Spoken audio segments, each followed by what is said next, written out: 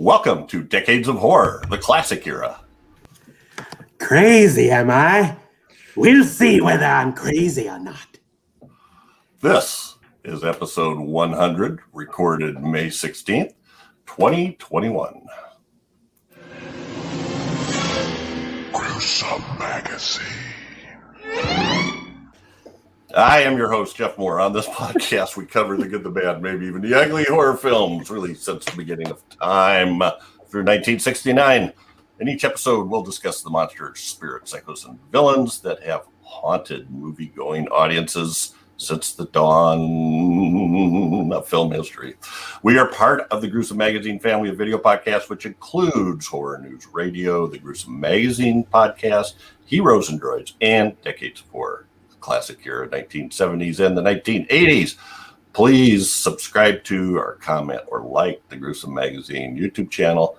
If you can also listen to audio-only versions of each podcast on most podcast apps by subscribing to Gruesome Magazine and Horror News Radio. We're also partnering with the Classic Sci-Fi Movie Channel, which we'll have more about later. And they are showing our podcast on their streaming platform. So let's get to introductions here, in which case we will learn more. With me this week are my incredible co-hosts, Whitney Collazo, an accomplished artist, makeup artist, writer, and wide awake. This. How you doing, Whitney? I'm great. How are you? I'm good. Good.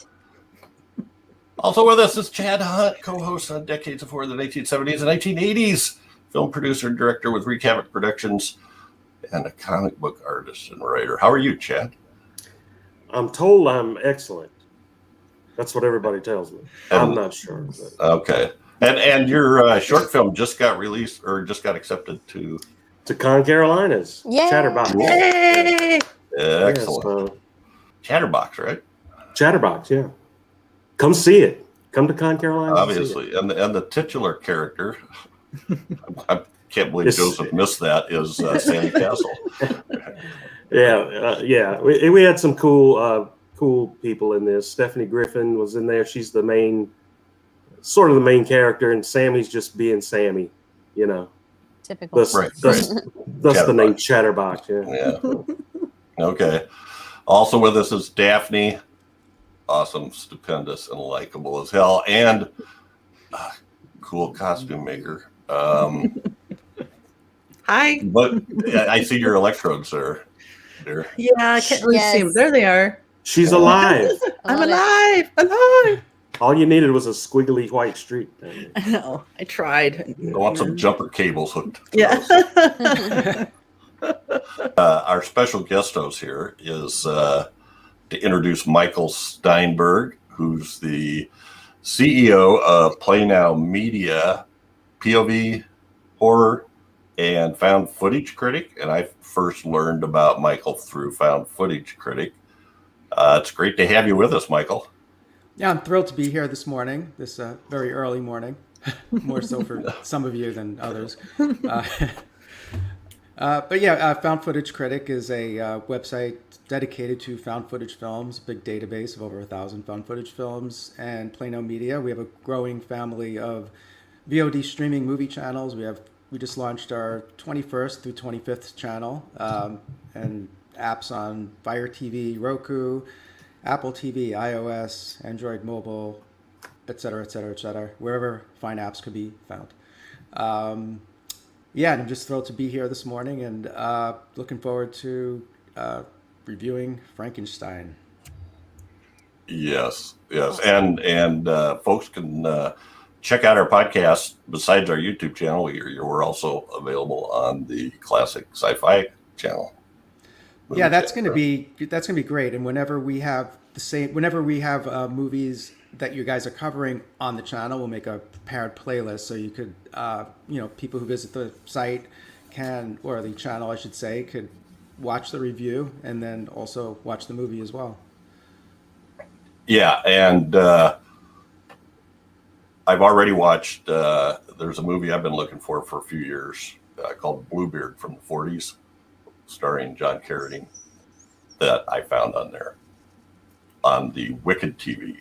Wicked Horror. Wicked channel. Horror TV, yes. Yeah. We have about 5 or 6 horror channels, so it's Yeah. All right. Well, it's great to have you with us, Michael. And I hear one way or the other that a little bird named Doc told me this was like your all-time favorite movie that we're covering. So on this podcast, we start out by giving some basic details about the movie. And then we each give our first impressions, and then we just kind of move into a general discussion. Or, whatever trips our trigger, hopefully. And should we mention too that this is our 100th episode? This is our 100th episode.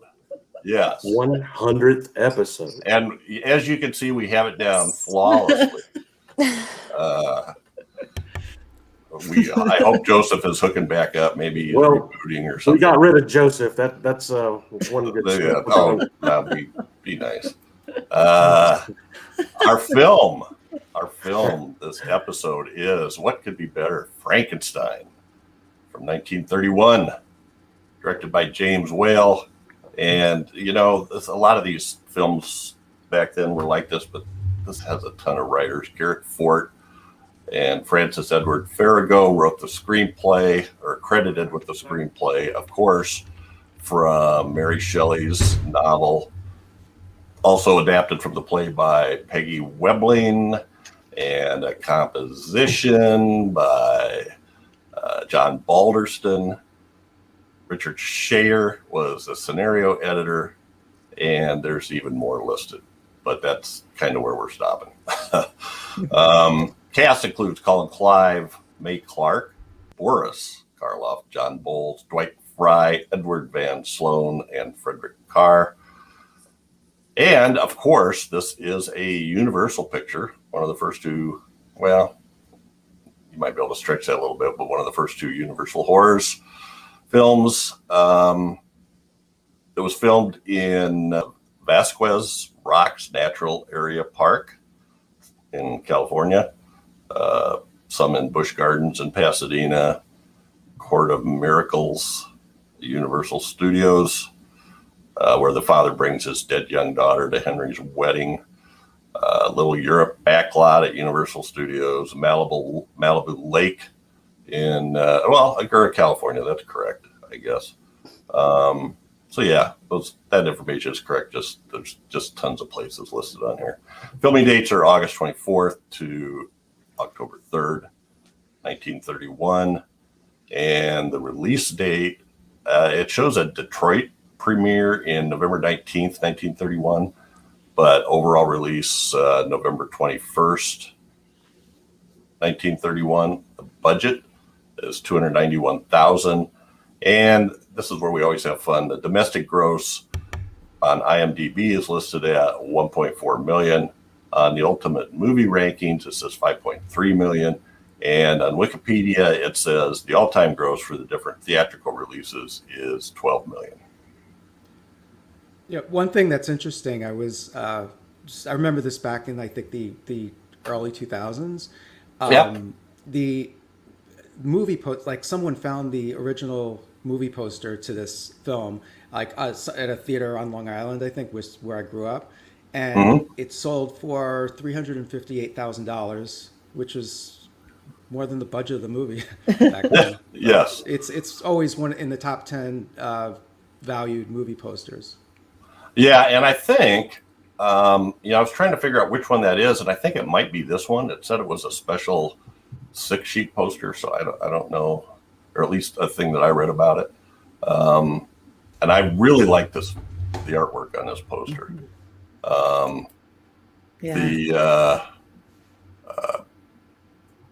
They focus on the Frankenstein, the monster menacing Dr. Frankenstein's fiance. It's great artwork.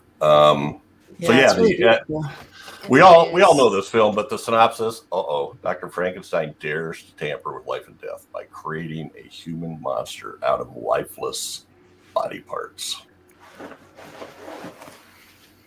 So, I think everybody's back. Joseph, how you doing? Can you hear me?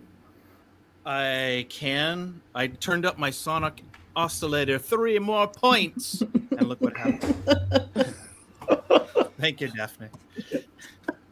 You ordered that Versus from YouTube, the That's all I need. yeah. You ordered that from the Strickfaden warehouse supplies. And so I was talking with Whitney beforehand, and I think most of us are fans of Guillermo del Toro, and we saw this particular quote and wanted to bring it up because I think it really does sort of highlight at least my feeling about a lot of this. Oh, yeah. He says it's a film and a tale that touches the very essence of what I am and all that I believe in. Whale's superb eye and tonal command are matched by a Karloff performance that manages to transmit both fragility and power. That's spot on. That's Yes. It is. Yeah. I love Says the that. man from the tequila state of Jalisco. I'm so proud. It makes me so proud. That's where my half of my family's from. I keep saying it. I'll never stop saying it. Well, good. Yes. Good. So we did mention posters, and I'm going to run through a few of those before we get to first impressions here. Let's see. I'm going to put me and Chad behind the 8 ball here. Or I thought I was going to. All right. Why me? Why not you? Okay, Jeff. So here are some posters. This was kind of a common motif, this sort of running monster, which the monster never actually, I don't know. He's never in that position, but it is kind of interesting. He's a lefty. And I think that green one. Like, Yeah, I saw somewhere that green one was kind of rare. those are cool. Speedball. Yeah, a couple more. And the one on the top here, the man who made a monster, it's kind of hard to see here, but the Frankenstein has some like bulge ridges on his forehead there, one on each side, that had little clamps on them. And that was, so this was a very early poster that had that. Right, because that was not the makeup used in the film. Right. Right. That's what I was trying to say. And then this one below, I kind of like the artwork. That's that scene in the, I don't know what you call it, the bride's dressing room, I guess. This is the one that I just showed. I guess I didn't really need to show that again. And then these two, the top one is just a different size, kind of that same one I had on the lead-in slide. And the bottom one, I don't know if there's a standard poster or not. That's the one I seem to see the most now. That looks like the one, the VHS releases from a few years back. That looks like the artwork from that, if I'm not mistaken. I know it's on the DVD when they did a bunch of the Universal Monster releases on a DVD. Okay. And yeah, but I still like that other one better. That's my favorite. That's beautiful. It really is. It's really beautiful. Now, I did find this newspaper ad that I thought the tagline was maybe one of the most inappropriate taglines I've ever seen. On their wedding night, he came. Well, they did allude to that at the end of the film. Did they? When the father drank the wine and said, "Oh, that's right." And there was much tittering about it. Oh, that's true. That's true. And then I also found this at kind of the last minute.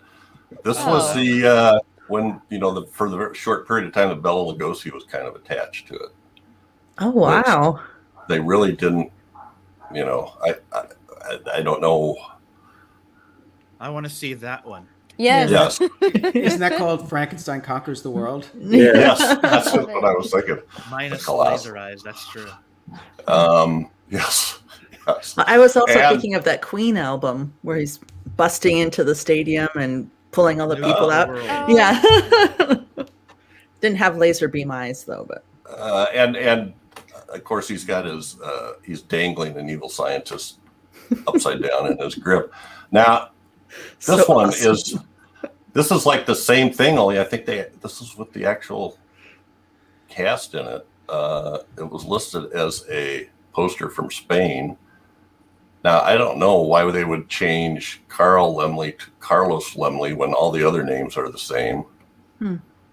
Colin Clive, May Clark, John Bowles, Boris Karloff, but it does list Karloff. And the artwork is slightly different. The monster's a little closer to what he looks like, although, 6 times too big, maybe. It looks like Rowan Atkinson playing Mr. Bean playing Frankenstein.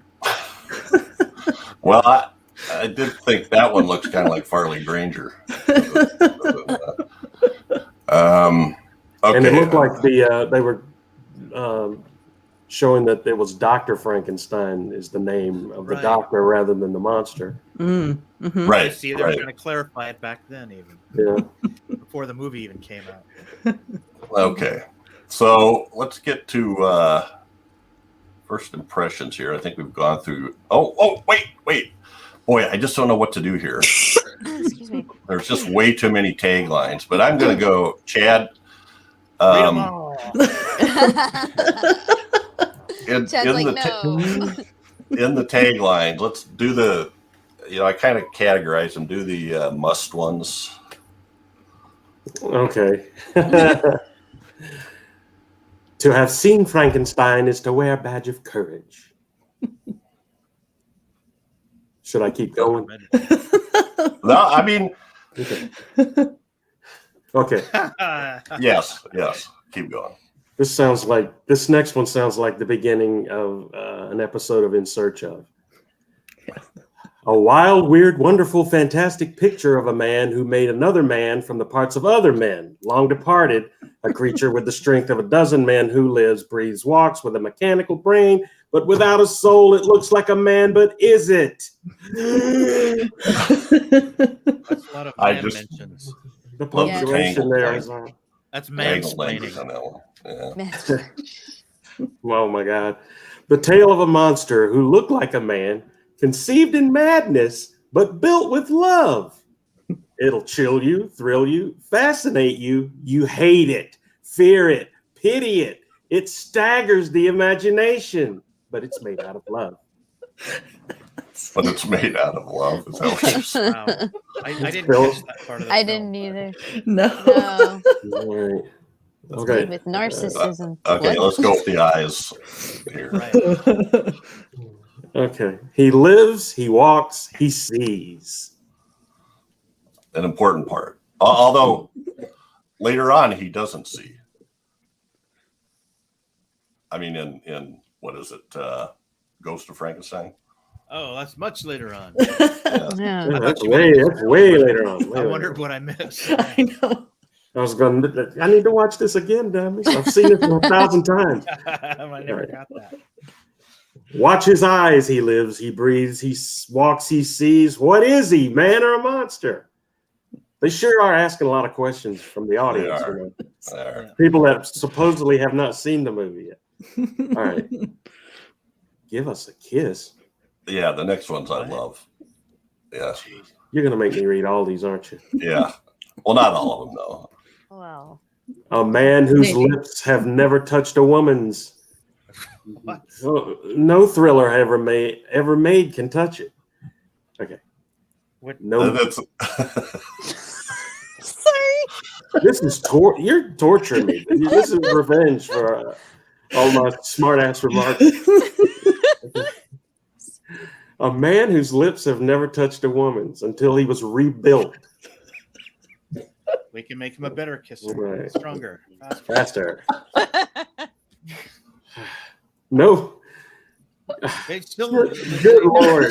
Jeff. this one is great. This one is Jeff. great.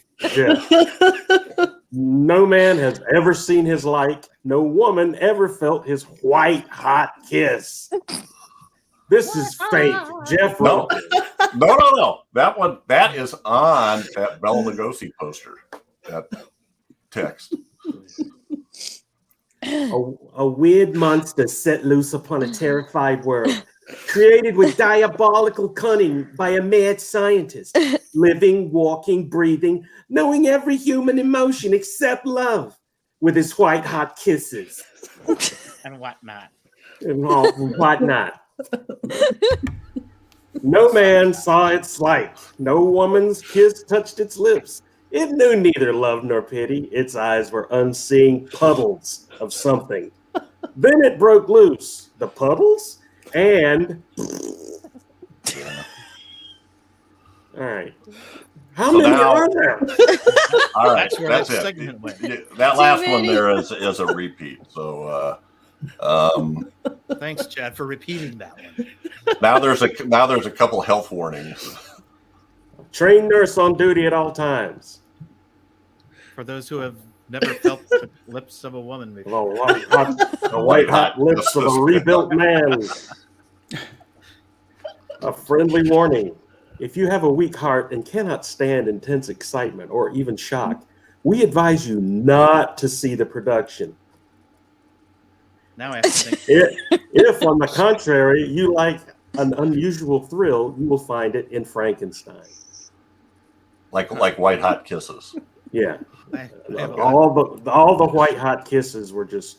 Are you really going to make me read all of these? So now this.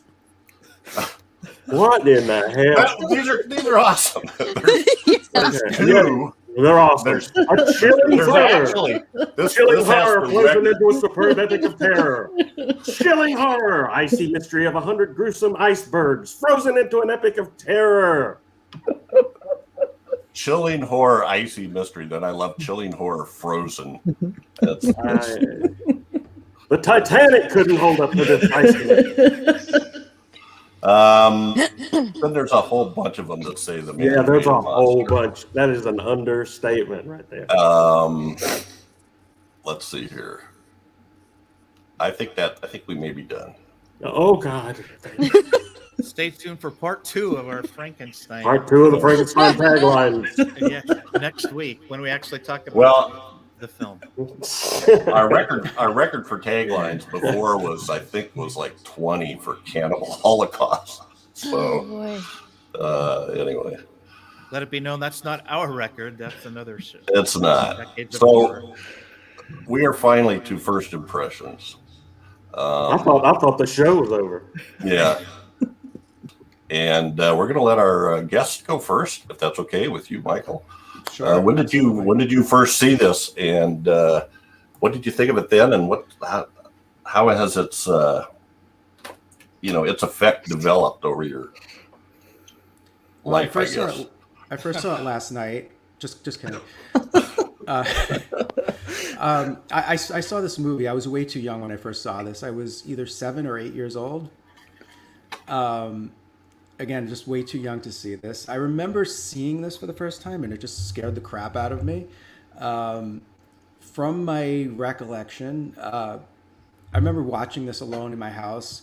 I was just alone in the TV room. It was nighttime. I guess my parents, I'm 7 years old. I'm sure they were in the house somewhere, probably in a different part of the house. And I remember I saw this on the local PBS station. I remember Channel 13, the public broadcast, public broadcast channel. And these channels, those of you who are old enough remember that the public broadcast channels always had these like telethons where they would just have people call in, raise money. They were just having the TV. You had banks of people on telephones, just hey, donate money. And so they would just, to help hit their budget for the year. And they would always have themed like movies playing. And so they had all the Universal movies playing, at that time. Oh, that's cool. And yeah. And what's great about that is, there were no commercials or anything. Once the movie starts, it just plays through, which, makes it all the more scarier and immersive if you're watching this for the first time. And so I was sitting there watching this thing. I didn't really know what it was at that age. And, so I'm watching this. And the one thing that really, I guess, scared me even more was when the opening credits came on. I'm watching this, and then it says the monster, and there's a question mark.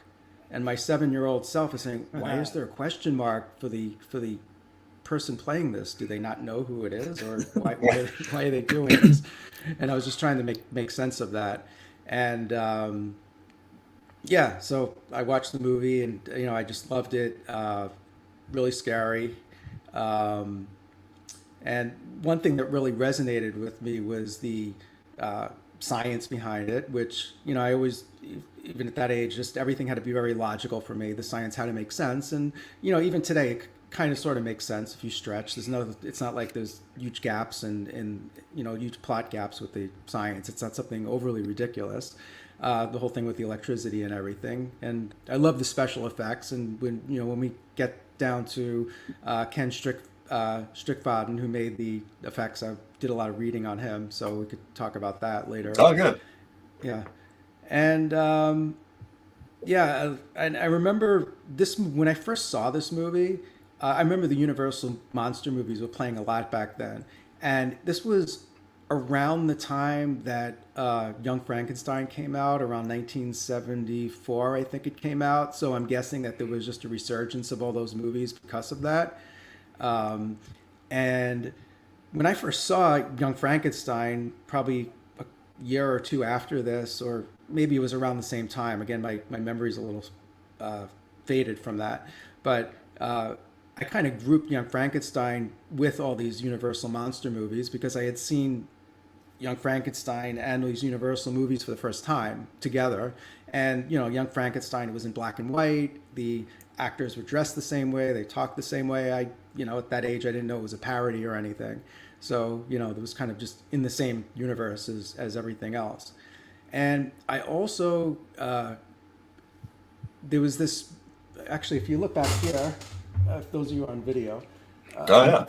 Yeah, there was this book that I got, and I actually, when I was, Very cool. When I was, I remember those. Yeah. yeah, when I was in elementary school, they had all of these books, and those of you on video who aren't on video can't see this. There's this publishing company called Crestwood House that made a series of monster movies, monster books, and so I always checked these out of the library at school, and they had I think there's a series of 7 or 8, or maybe even more of them. They have Frankenstein, Wolfman. You could see I have the Godzilla one back here. And and then so my parents or someone actually got me the book, and when this podcast was coming up, I remembered this, and I went down into my basement and I actually found this. I was shocked that I still had it in very good shape. And I remember when I was getting these from the library, I remember the librarian came over to me. She says, "You always take these books out of the library," and she gave me a promotional poster that Crestwood House gave the school, I guess, as a package when they get their books. And so that was hanging in my room for many years. That is so I wish I had awesome. it now, destroyed. That would probably be worth something. But yeah, that's Frankenstein and the history for me. Yeah, that's interesting. And I'm just going to go down the line here. So, Very cool. Daphne, when did you first see Frankenstein, and how does it feel to you now? I can't remember the first time I saw it. I feel like the Universal monsters have just always been. And so I can't tell you the first time I saw it. I do remember watching it with my mom and my Oma on the weekends a lot. And in probably when I was in my late 20s or early 30s, I saw Bride again and just fell in love with it.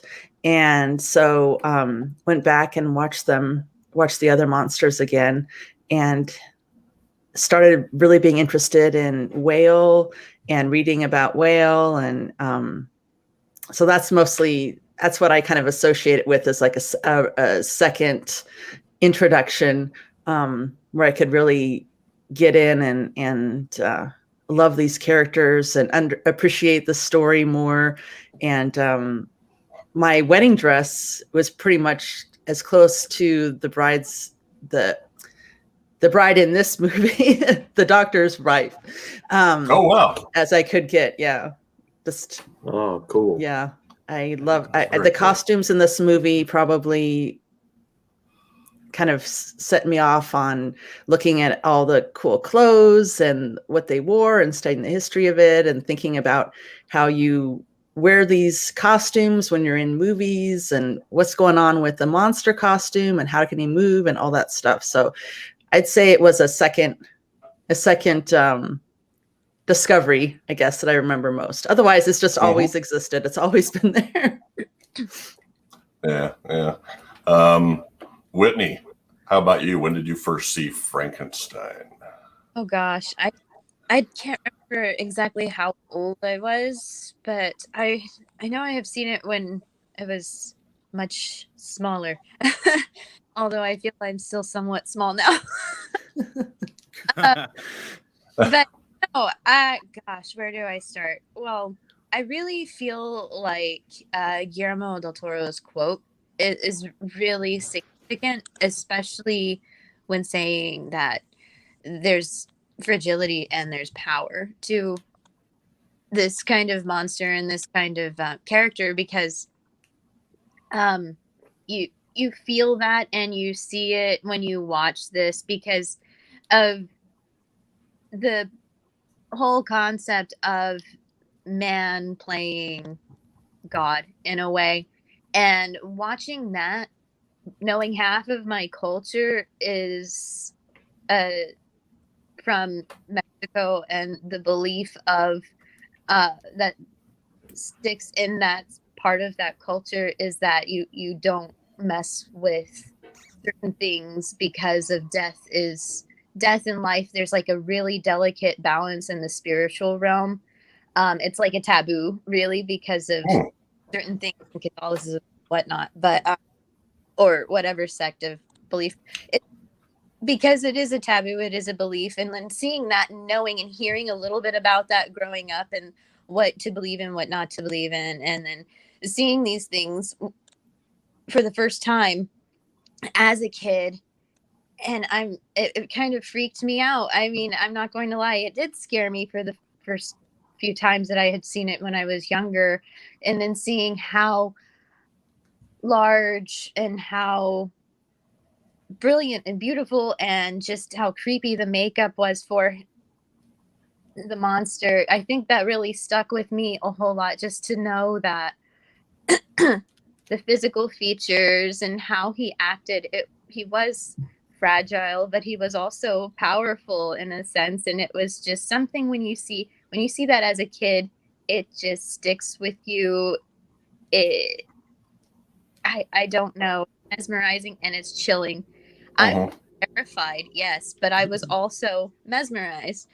So I just don't think I'll get over some of the shifts and dynamics and how it plays with your emotions as a kid, and with what some of the superstitions or spiritual things that are left with you from different sides of the family when you see this and hear about this kind of thing. Yeah, that's interesting. It's how it plays with different from the point of view from different cultures. Chad Hunt, how about you, sir? I can't remember the exact first time I saw it. I think it was on TV. There used to be a little show called Shock Theater that would come on late Friday nights, and I think I saw it on there. Every once in a while, they would have a pack bundled up with. They'd have two of the Universal monsters, and that's where I ended up seeing those. And back when I was a kid, if you did not catch these movies on TV, you were out of luck until the next time they rolled around. So there's a lot of people now who are able to have that right on hand and see it, on demand. But I saw Frankenstein, and I was very young, and the impression it made on me was it scared the living crap out of me. Especially the introduction to the monster, where Karloff is like backs out of the doorway and turns around, and the silence. There was no music, no anything. He's just him.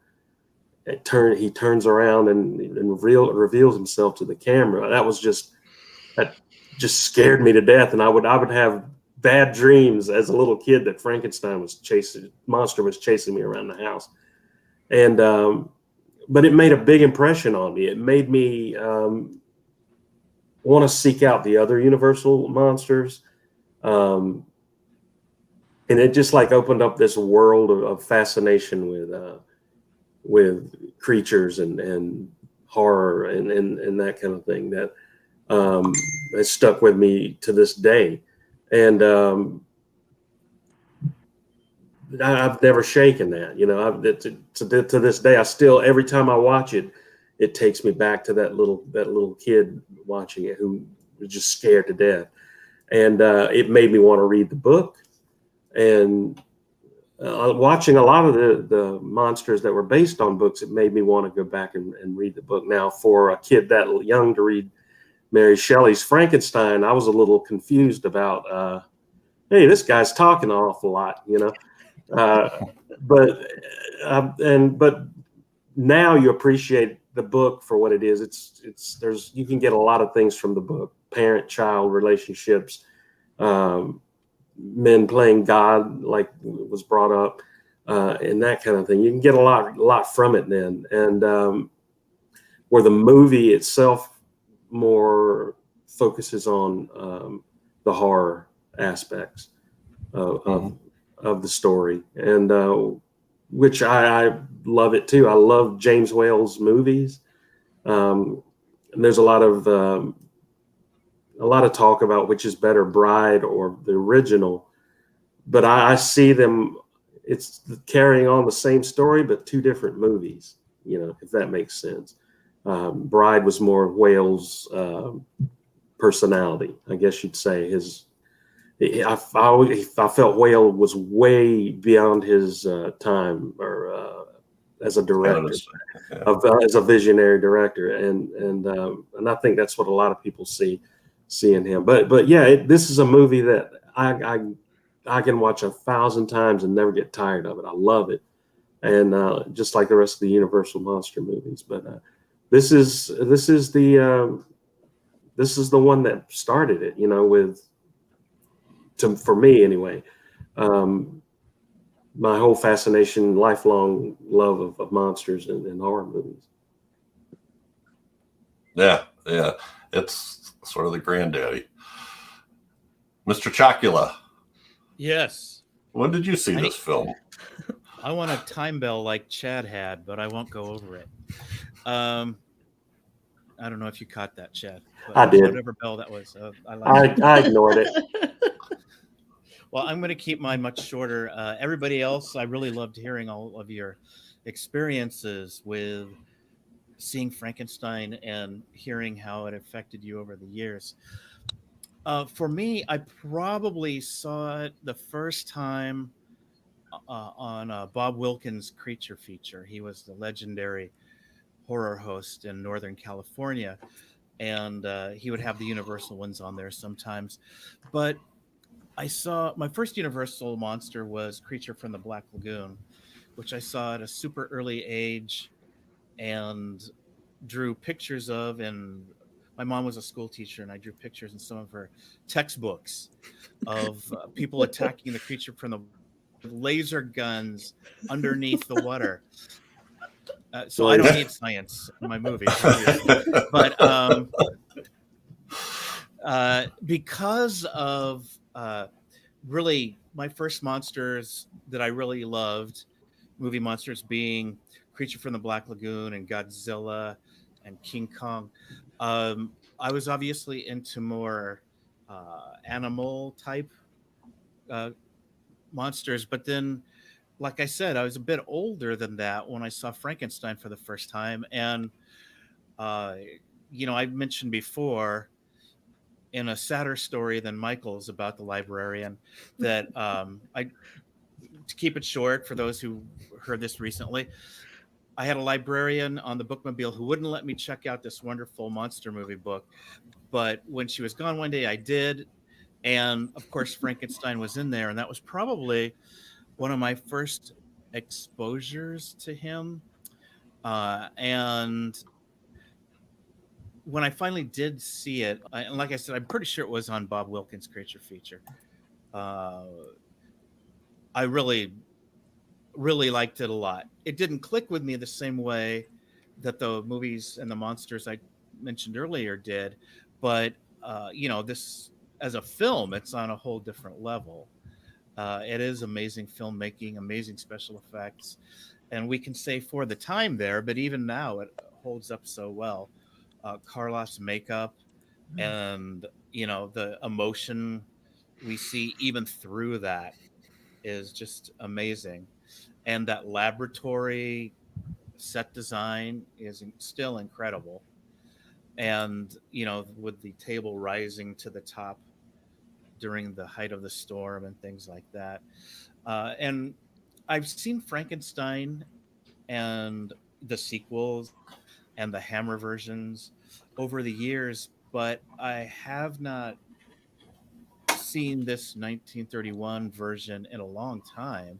So I'm really glad that we chose this one for this episode, because I probably had forgotten uh, several parts and several concepts in the film, which I'm sure we'll get to later. So it's a classic. I haven't revisited it as much as I should have, maybe, or as much as I would have liked to, but I'm really glad we did it for this time.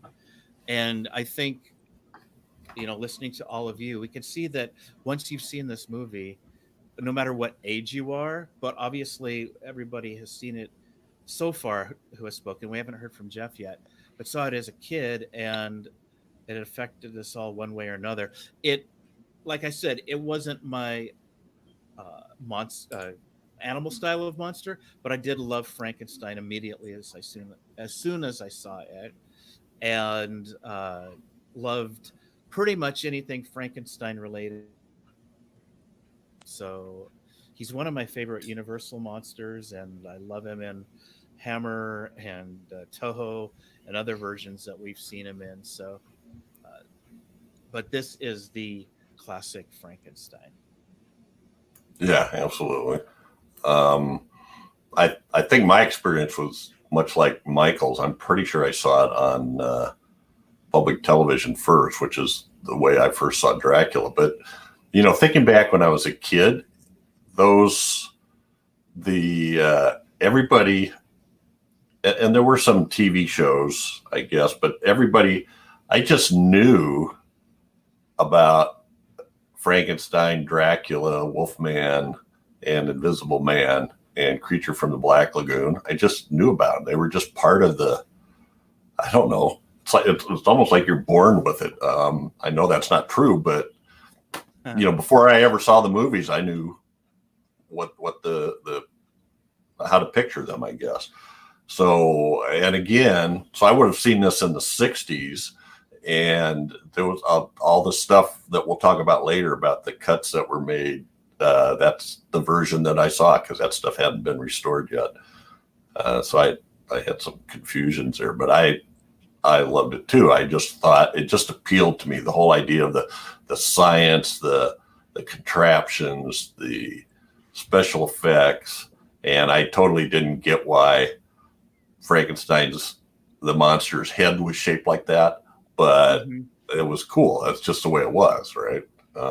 Right. So, and you can really sympathize with him based on his, this wasn't his choice to have this done. And there's times where he's confused. There's times where he's mad and he's killing. There's times where he's a victim almost. And all of those things kind of play into it, or are misrepresented. Also, people take different, view his actions maybe differently than what actually happened, if that makes any sense. Let's just kind of get into talking about this a little more. Let me say quickly, to build on something that Jeff, that you and others said. Several of us mentioned how we'd heard about it, the film, before we saw it. right? And building on what you were just saying, Jeff, I think Frankenstein is what I like to call a schoolyard legend. That is, when we were in elementary school, everybody knew about these certain things, and Frankenstein is obviously one of them, through word of mouth with friends. Like maybe one friend saw it first, or one kid at school, didn't even need to be a friend, and then it built and built and built, and then you couldn't wait to see it. But like Chad mentioned earlier, you had to wait to see it, because it wasn't available until it was rerun somewhere on TV. And like Michael and Jeff said, probably on PBS, or maybe on a creature feature or other horror host type show. So yeah, it was schoolyard legend stuff. And that's why, like you said, Jeff, we were so familiar with the stories before we ever saw the film for the first time. Yeah, there's something about that. I like that idea of schoolyard legends. There's also something about that era when, pre-video recorders and VHS tapes and things like that, and pre-cable, when the only time you could watch it was, the one time a year it was on or something. Yeah. And if you got up and left, or if you were doing something and missed it, you missed it. Yep. I'm not saying I want to go back to that, but it really built the anticipation and the there was something I was going to say about what you said about schoolyard legends, but it's flown the coop, so to speak. I know. I mean, there's my grandkids, and this is pre-Walking Dead. My grandkids one time when they were little were playing. What are you guys doing? We're playing zombies. It's like, zombies? You guys don't even know what zombies are. Yeah, we do. Well, what do zombies do? They eat your brains. And I'm like, okay. I guess you do know what zombies are. So I don't know. General idea. Yeah. So that's kind of fits that schoolyard legend thing. Yeah. Well, let's get into the cast and crew. Several of us have mentioned James Whale, and this is actually, I kind of want to spend some time on him because we've covered, my apologies to Joseph and Whitney here for covering him up. We've covered his 4 horror films. This is the 4th one. So I don't know how much more we'll get to talk about him, but and I don't remember. I remember Invisible Man was episode 50. Bride of Frankenstein was somewhere around 13 or so, 14. And Old Dark House was probably early 20s. But these I gotta watch that again soon. I love these movies. And there's a picture of Wales here at the top. Directing, I guess, or facing off with Karloff's monster. And I also just wanted to put this up because I absolutely love these posters, these old Universal posters. Just incredible. So Whale, and I know, Chad, I know you're a big fan of James Whale. What is it that makes a James Whale movie? Well, not so much the original Frankenstein, but his other movies have a touch of dark humor in each one. And I can see how Guillermo del Toro likes him so much because I feel like he has that same sense of fantasy and wonder and stuff. And I think Whale had that. I just think he was born too early. I always think of if he was making movies now, what wonderful movies he'd be making. With the technology and storytelling abilities that are available now.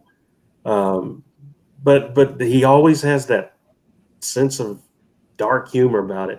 This Frankenstein's doesn't have that very much because I think this was more of a studio mandated thing where I think they wanted him back so badly for Bride. He said, well, I'm going to do it the way I want to do it.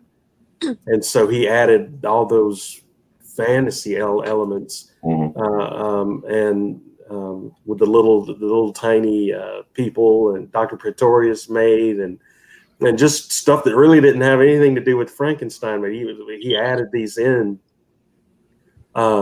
just because he wanted to. He thought it would be a great, and it was a great touch, and just the humor of everything. It was just that's what really I like the best about James Whale's movies, is that dark sense of humor, that dark humor that comes along with it. When I was reading about Whale, I was blown away with how talented he is in both storytelling, but also in set design. And like in Frankenstein, there were so many scenes that were just beautiful. You can see his being influenced by expressionists and the older movies, the ones like we've just been talking about lately, like Golem and Metropolis and stuff like that, and incorporating that kind of look into it. And I think because he had background in set design, and he could really include that. And I think he was really also a director that was super involved in everything that in the movie. And so I've read that he made a lot of changes in the script that made the story a lot. I don't know I haven't read the script before, I guess the few different versions of it. And it's been a long time since I've read the novel, but even changing the script that he was given originally made it a lot sharper and more succinct. And I feel like the pathos that he put into it was just, I guess when I'm feeling really squishy, I could probably start crying watching some of his movies, because I don't know, I just really relate to, like, I always want to punch Fritz in the face every time he comes close to the monster. But he put all that stuff in it too. And I just think that's so cool that he had all this, he had the story in his head. He knew what he wanted to see. He changed it. He added stuff to it. Yeah, I just think he was really great. Yeah, he was probably way ahead of his time. And I can totally see why Guillermo would love him as well. Well, when you were saying that Daphne, when you said that he made changes to certain things, I mean, when it comes to certain decisions from directors, I feel like I have read somewhere that he had an initial prompt on getting Karloff, as far as getting him involved, like finding like him and having him. But yeah, overall, yes, I definitely agree that I feel like he was ahead of his time, and the whole epitome of seeing shadow play from his style in this, and then you can see that a little bit, and there's just that style. Everyone has that kind of style, and when you see that here, and then you see it in Invisible Man, and then you see some of it played with in The Bride of Frankenstein as well. I mean, gosh, I don't really know what all to go off on, but taking a dark turn here as far as on his personal life, I wonder, every time I watch this one in particular, this Frankenstein film, I often wonder how much did this impact him in his career, especially mentally and emotionally, speaking of dark, because there was that mystery that I've wondered about his physical and mental well-being, and then later hearing about his tragedy with him saying like he had drowned himself or what an accidental. This film makes me think a lot about him personally. I don't know who else does. Well, there's so much empathy and the way he has the terror and the sympathy. I feel like you would have to have some sort of connection. That's not something you can fake, you know. And of course, Boris Karloff is, amazing in that portrayal. But to pull that out of the story that in the scripts that I think how it was written before, I wonder about where that kind of came from. And I know people have talked about that a lot in his movies, but maybe I did it because of the scene with the girl and she's Maria and she's tossed into the water, and then later in life you hear about his tragedy and drowning, and I'm like, why? I guess okay. And I think a lot about that.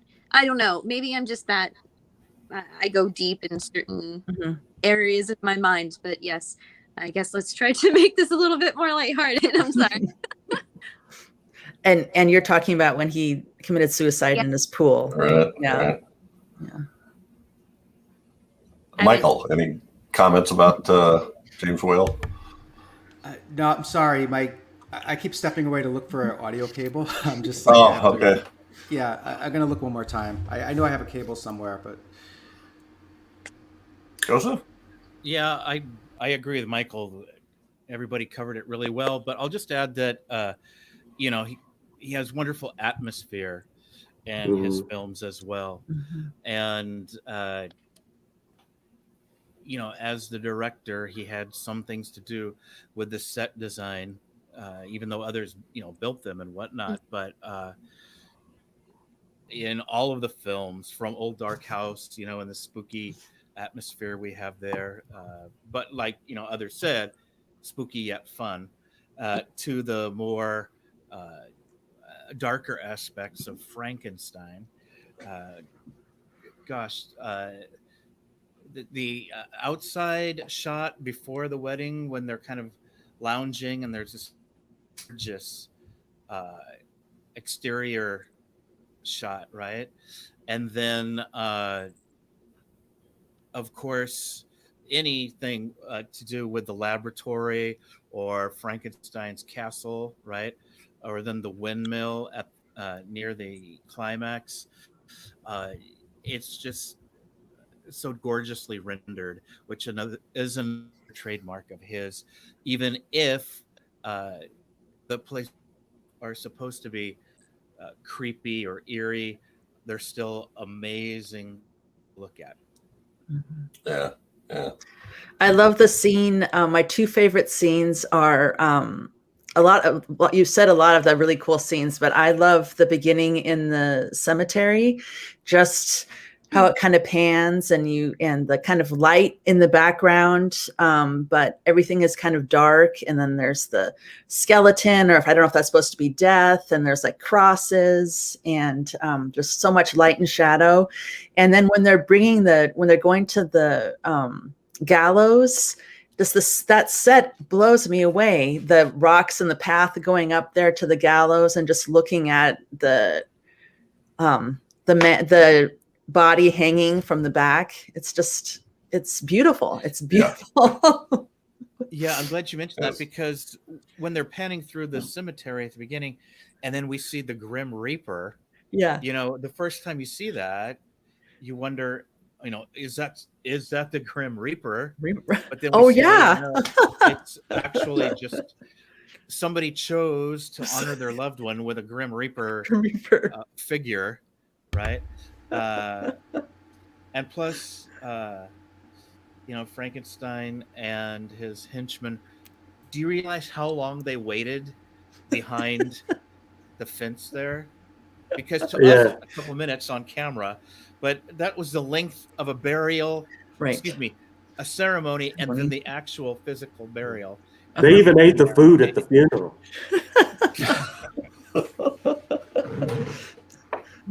You're absolutely right, because I was just thinking, when I was watching it, I was thinking, wow, these grave diggers and horror movies they're really good at this because I'm sure it's a lot of hard work and they make it look really easy. Yeah.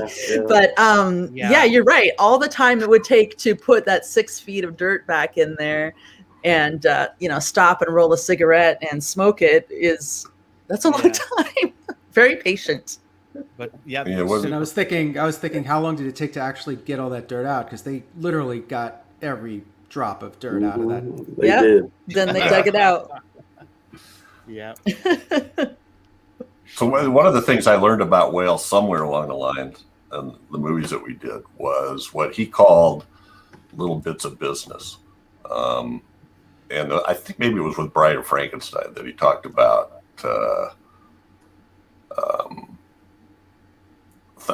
Thesiger doing little bits of business that he adds in to the part, like sniffing the gin every time he walks. And maybe that was in Old Dark House, I'm not sure.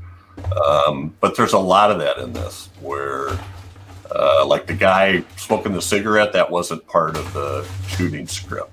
That was something that was added. And I remember thinking when there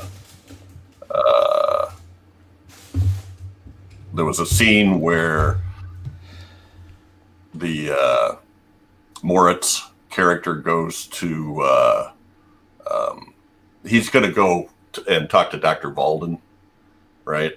And all of a sudden Elizabeth runs out and says, wait, I'm going to go with you. And they're in this great big huge entryway, and behind them is this grand staircase, and part of the scene is there's a maid walking down the stairs and just walks by him.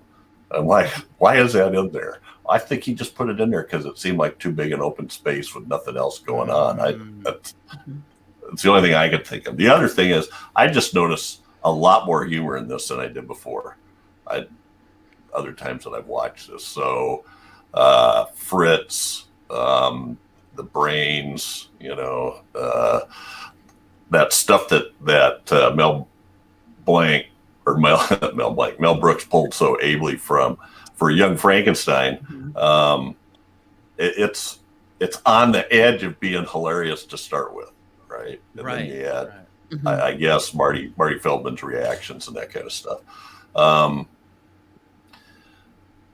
Yeah, and he took a lot of stuff from other movies, and so I think some of you guys mentioned that. But one of the things somewhere I heard that, and we just brought this up. So that episode 99 is the Golem, and we talked about Wegener, and that he was in a movie later on called The Magician, and I read the synopsis that talked about like a hunchback dwarf or something that did such and such, and that's where the whale got the idea for Fritz.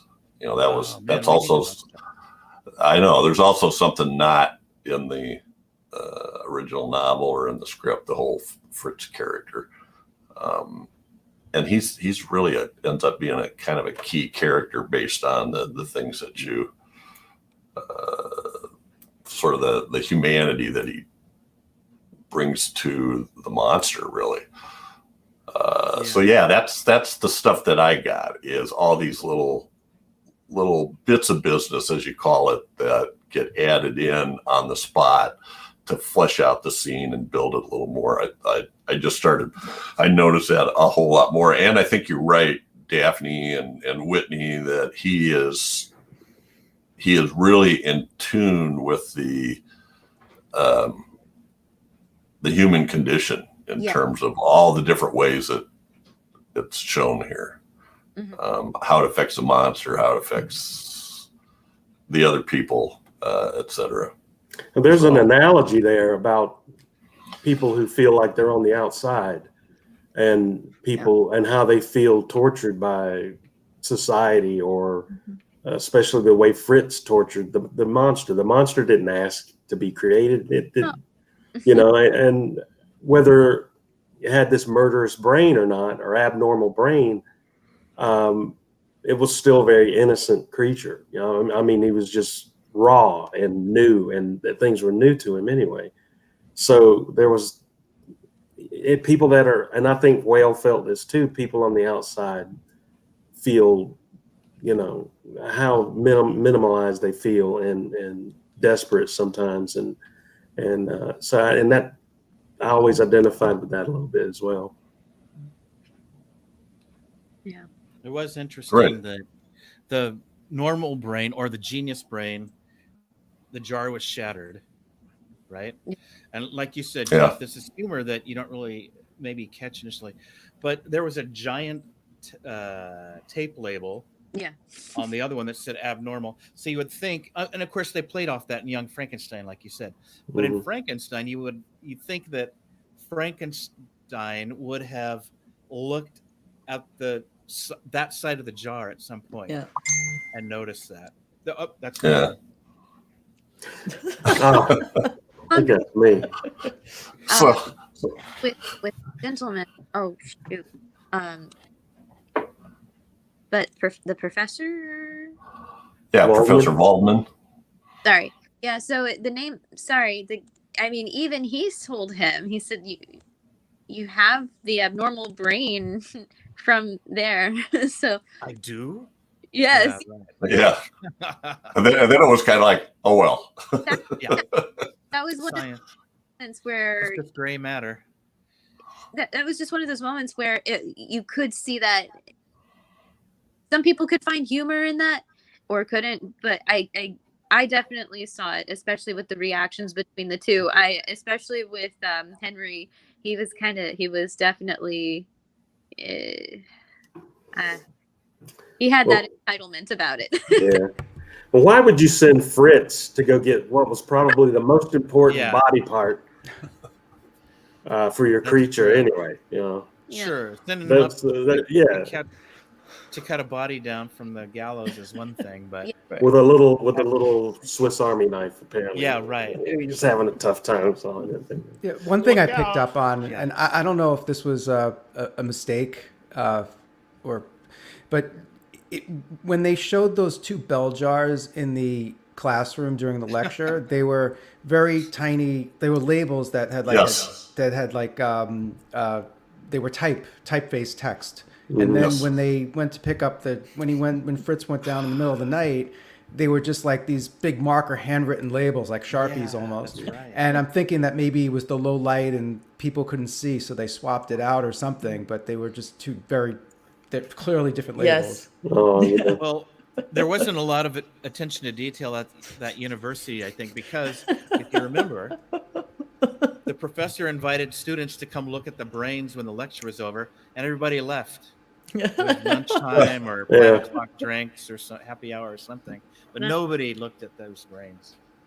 So they have, there's the shot where the students or whoever's there in the theater, they're all laughing because he apparently bumped the skeleton and it was bouncing up and down. See, that was good comedy to them, but yeah. Right. Well, then later on we come back to that, and Fritz does the same thing. But there's a little continuity thing there too, where he bumps it and it's bouncing up and down, and then at least it stops. And then after he drops the jar and picks up the other one, it's bouncing up and down again. We never actually see him. But yeah, I noticed that, Michael. The labels were switched, like we might not notice that it said abnormal brain on it. Yes, it's like it's almost like skywriting, abnormal. Yeah, it's like in case you didn't notice. Yes, dysfunctio cerebri. I was going to introduce Chad that way. It wouldn't be the first time. Yeah. So yeah, I think we've hit on whale there quite a bit.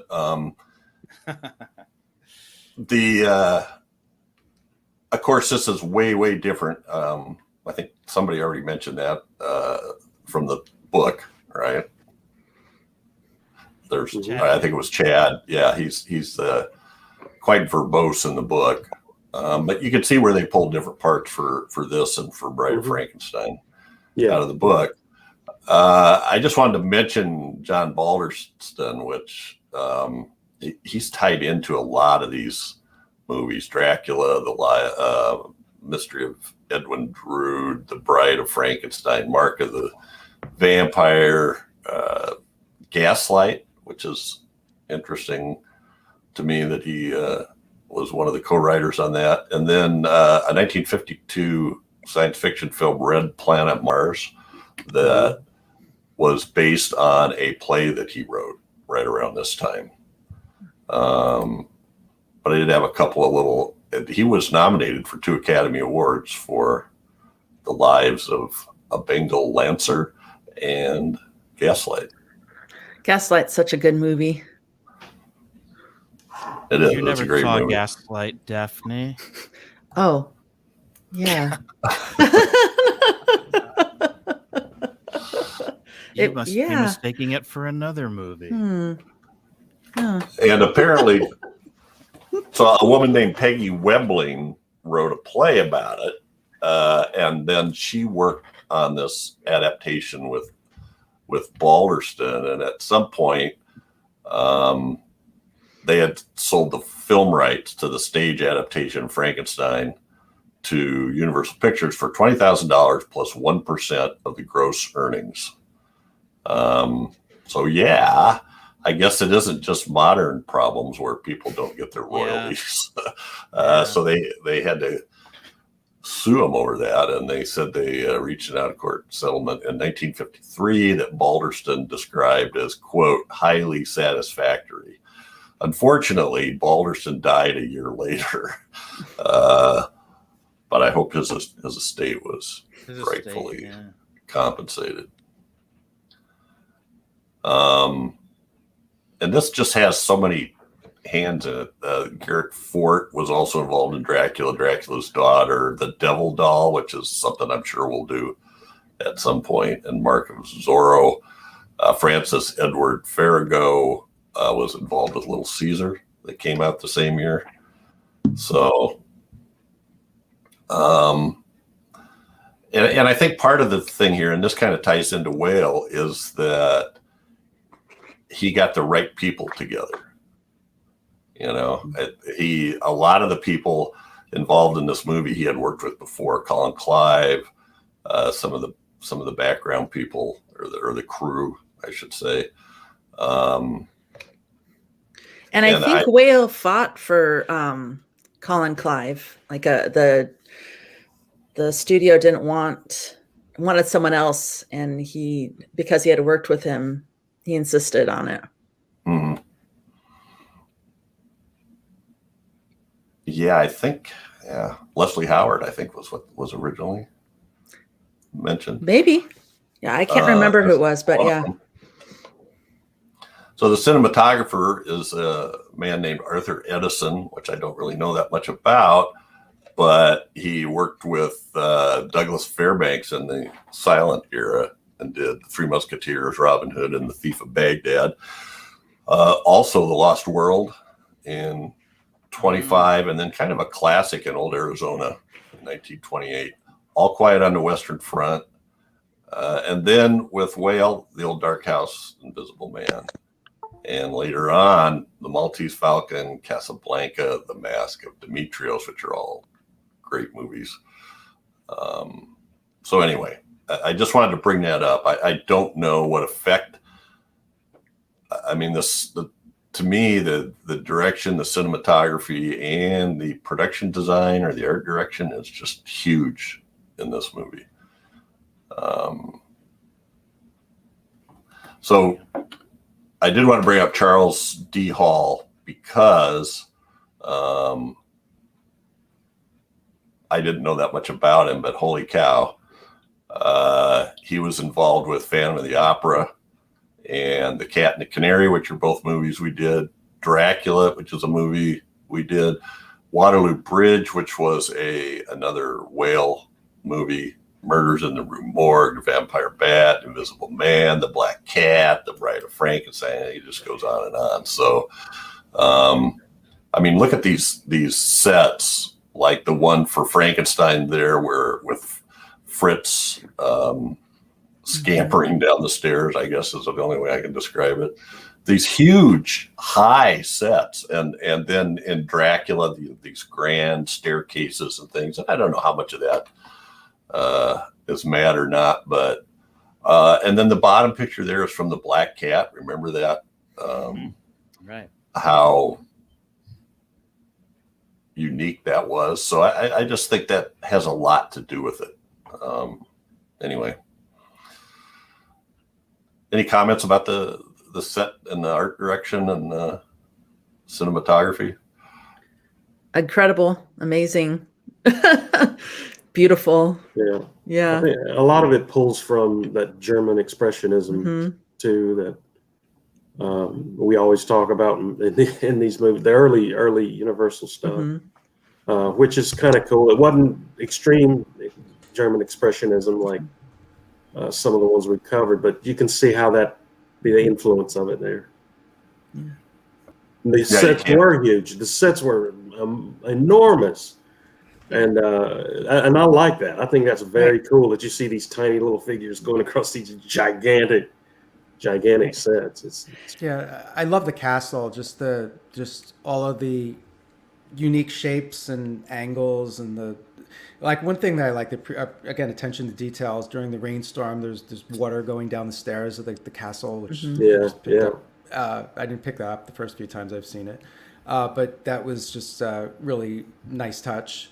But again, like any film, as soon as the actors get inside from the storm, they're perfectly dry. Their hair is perfectly done, and not a drop of water. Well, even in the domestic scene, like when you were talking, Jeff, about the house, and that's this huge stairway behind her when Elizabeth is running out after Victor, and so even in that scene, I mean that set is beautiful, and it adds so much atmosphere to it. Yeah, the high ceilings there, the ornate ceilings in the house. That was so. Apparently, that room with the super high ceilings, where they were kind of having the wedding. I guess I'm trying to remember now, reception or something that was all decorated, and he, the Baron pours up the drinks for everybody. That room, the top part of that room was a matte painting. Wow, cool. So I don't know how high it actually was, but I when I first saw that, I was looking at it going, oh my God, what an awesome room. But apparently that multi-leveled sort of ceiling with the alcoves and stuff in it, I couldn't ask my wife. Yeah. So I couldn't tell either. Even after I knew it, I couldn't tell. In the castle, there are some scenes you could tell they have this like forced perspective, like painting behind like some of the rooms to make them look larger. Like there's this one specific scene with behind the chair where Frankenstein was sitting, that there's a window set back that looked like a close-up painting or something that was made to look like perspective. But it's great design. Lots of shadows, lots of odd angles. Everything's at a askance or diagonal kind of thing. That in the castle, there's almost no right angles. It just, that stairways I love how the stairs are actually worn too. They're not just cut straight across.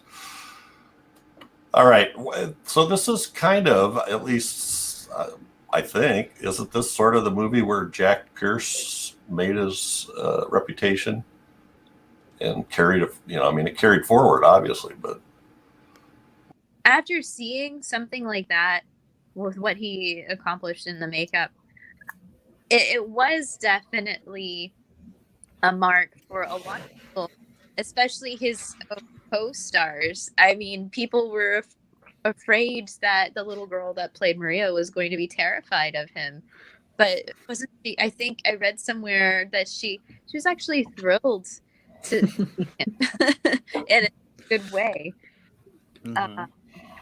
But no, it's just, I don't know where to begin. I don't really even know where to start. My mind is a little scattered. But yes, this is definitely something that left a stamp on his career. Like, he was known for, took forever.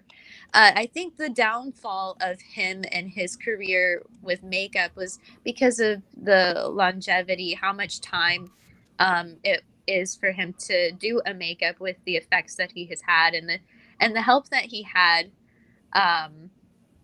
He had an assistant, but it just took so long for him to execute the makeup and the time have to do. Yeah. Right, And- and people started to move to foam appliances and things. Yeah. Yeah, and he wasn't willing to like change the way he did things and go into that, and it kind of cost him a lot in his career, I think. But when you think of, I mean, when everybody thinks of his makeup as the Frankenstein monster, it's Jack Pierce's makeup that they think of, not Yep. it's not Christopher Lee's, it's Mhm. not, it's Jack Pierce when you think of Frankenstein's monster. Yep. Well, a lot of that was his design. I mean, the head shape Yeah. Yeah. apparently was left to him.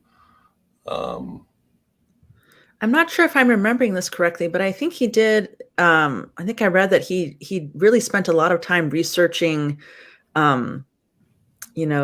stuff that he would need to know about the anatomy, what you would do if you were to cut a head off. Like he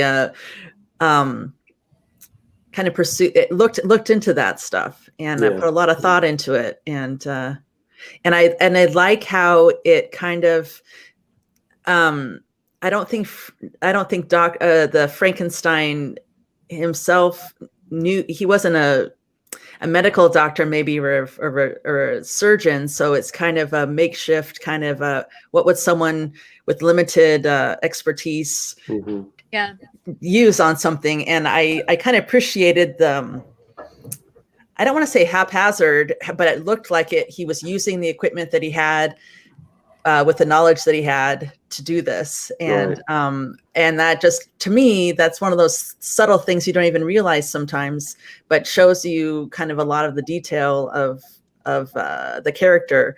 And he really did that. Yeah. Yeah, I mean, and that's a thing that a lot of makeup artists and effects artists still do to this day. I mean, I had to do some things like you would look at injury simulation wounds and things and try to compare it and images and things like that to what you need to execute with your own look, with your own style, and again with some of the tools that he has used. And some of the makeup that he has used has taken some time, and some of the makeup that he used was to tighten and kind of but to tighten up the skin and to make some of those wounds appear. It was collodium, and people still use that, but not nearly as much because it's uncomfortable, and I personally don't like using collodium. Yeah, I imagine Karloff sitting in the chair for like 3.5, 4 hours, smelling collodium and and having them work around him with I guess it's cotton. You build it up with cotton and collodium and some other things. So, when I think about like how iconic these monsters, these creations that Jack Pierce, that's the idea and the makeup, it really shows you how important that role is in telling a story and in a movie, because this is who we think of, like Chad was saying, when we think of these monsters. And he made them and he worked on them, and it's just really, really important and a big contribution to these movies and history, of how we view monsters or how we imagine our monsters. And they're iconic. Yeah.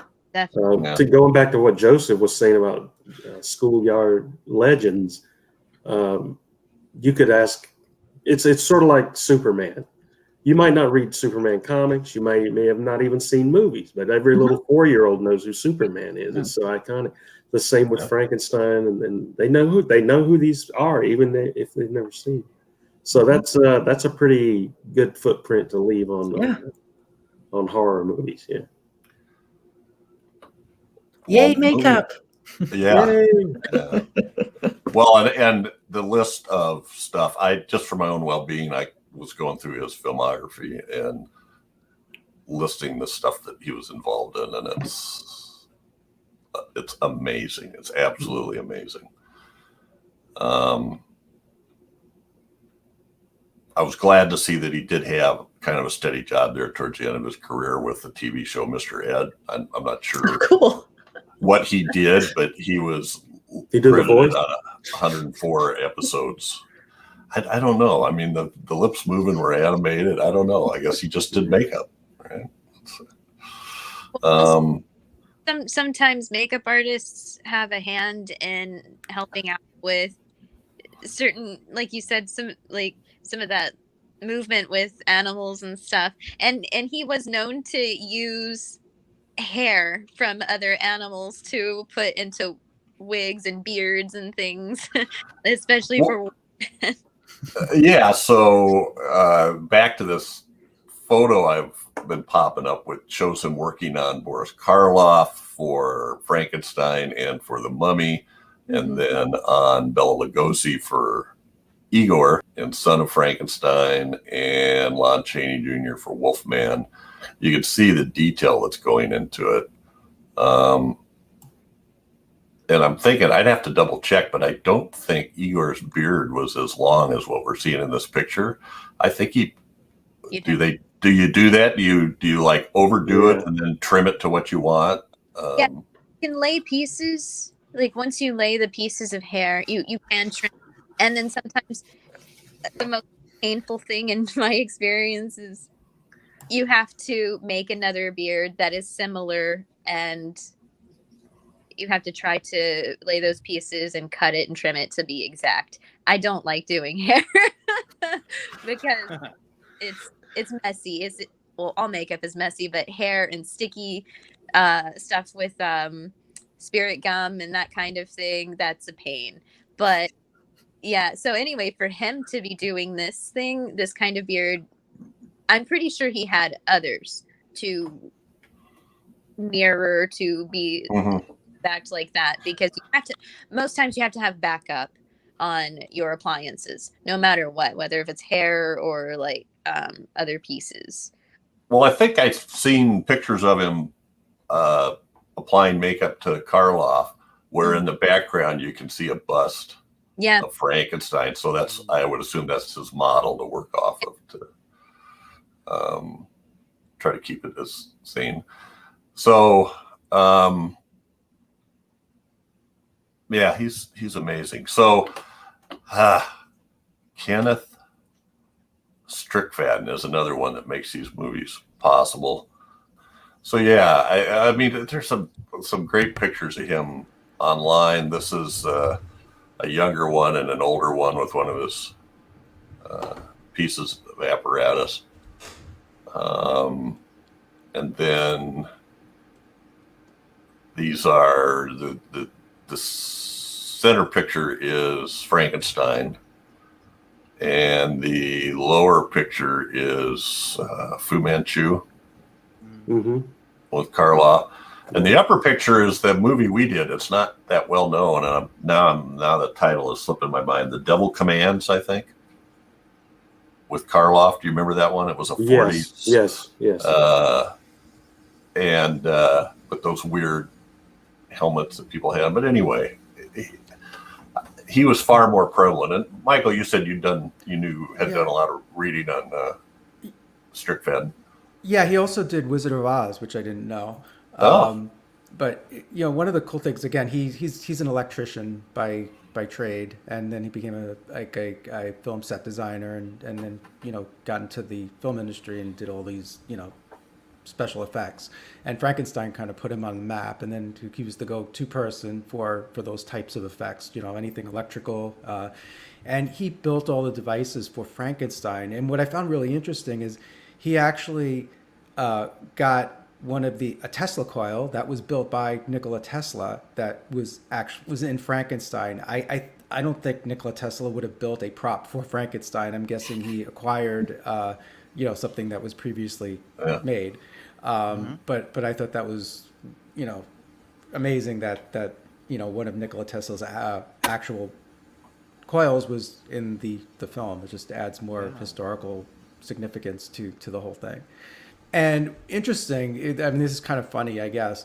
There was like a fear of like all these sparks and everything flying, and Karloff didn't, either the studio or Karloff did not want to be raised on that table with all these sparks and things flying around. So just because of all of that, Ken Strickfaden was like, "Oh, it's safe." So they're like, "Okay, you do it."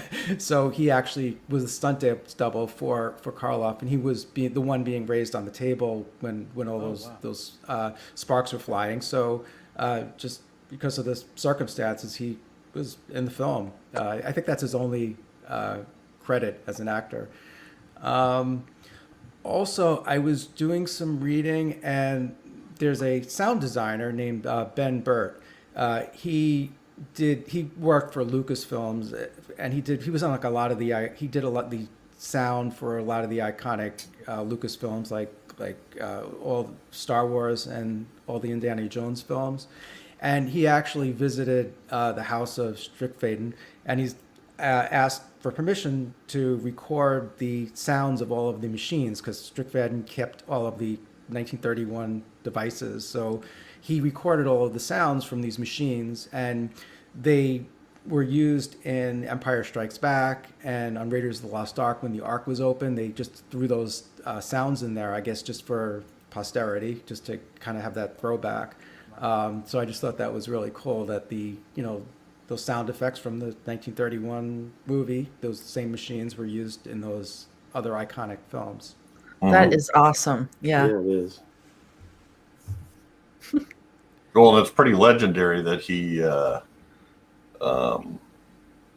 they went and got his stuff for Young Frankenstein. Yeah, We're he able was to use some of this. He was credited with working on Young Frankenstein, but I don't know if he was involved or they just got the equipment that was used from 31. Didn't Forey Ackerman, wasn't he in possession of some of that equipment, or Bob Burns or one of those guys? I don't know. Could be. I saw some stuff online where there had been some things that had been auctioned off. I don't know who auctioned it. I thought it was Forey Ackerman or Yeah. of Famous Monsters. But it's interesting to me how somebody kind of falls into something like that, I guess. I mean, you had the knowledge and the skill and had always been into that stuff. So to actually get involved in those things. And apparently some of it was used on Blackenstein. Wow. I'm not sure I want to. I guess I need to rewatch that. No, you don't. No, you don't. Okay. All right. Those effects, that really defined the movie for me. It does. All of those. It just It gave does, this it unique does. texture to the movie, and it really just defined like that whole iconic scene that everyone knows. Without those types of effects, the movie wouldn't be what it is today, and it just really. Right. It just added this uniqueness that you don't even see today. Just all of those devices and the coil and the sparks flying and everything, and that was extended into Bride, and with some different effects, and it just added this unique flavor to the film. Well, in this, it's high-powered electricity, the power from lightning, etc., and these contraptions that revive the monster. And in the book, it just all it says is something like surrounded himself with the instruments of life or something like that, or the It never really described it how he brought the monster to life. Yeah. So and it was creative license. 1819 or something. And that's not what she was concerned with. Yeah. It's, okay, well let's kind of go through the cast, and maybe we can just kind of do these as a group. Just a few comments about some of these. And Chad, did you look through these at all? The cast members? Well, May Clark, who plays Elizabeth. Mm-hmm. I just got to get this out of the way. We got a Batman connection. Yeah, there's a Batman. And the Texan connection. So. Oh. Everything's There's covered. always a Batman connection. Always. Sooner or later. So that we got that one covered. And she was in a serial called King of the Rocket Men. Yes. Awesome serial. Yeah, it is. And before I forget, she's also well known as the actress that gets a grapefruit shoved in her face in Public Enemy. Yeah. Yeah. By James Cagney.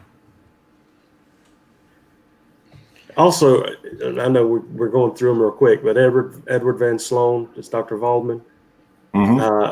He had one of my favorite parts in the whole film when he comes out and does the little pre-warning at the beginning of the movie. I just love that. And as a kid, seeing that, I was just going. I felt like Spanky on the Little Rascals, going, "Oh boy, this is going to be good." No kidding. I love that part. Yeah, as I watched that for this episode, I was trying to think of it, in terms of the people who were in the cinema watching it on its first release and hearing that. And he doesn't say, it's time to leave. He hints, you know what to do if this isn't your bag. But I do wonder if, at that time, if that was strong enough that some people said, "Yeah, I'm out of here." Yeah, I think it was. I think it was, because not this kind of thing hadn't been around. Right. I mean, you had the silent Frankenstein and Edison's version and all, but this was this had to have been really shocking for audiences to see back then. I'm getting my dime back. Yeah. Well, I think that's important to think about the time that it was released in, and this was a genuine concern. I think they had some when they showed it to audience. I think preview audiences. One of the things I read said it was like absolutely silent.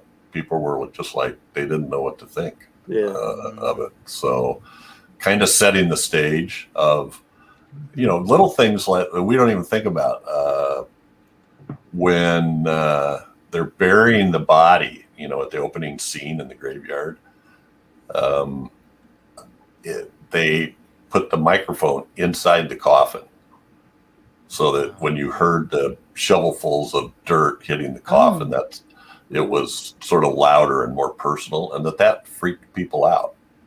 At least according to one source that I saw.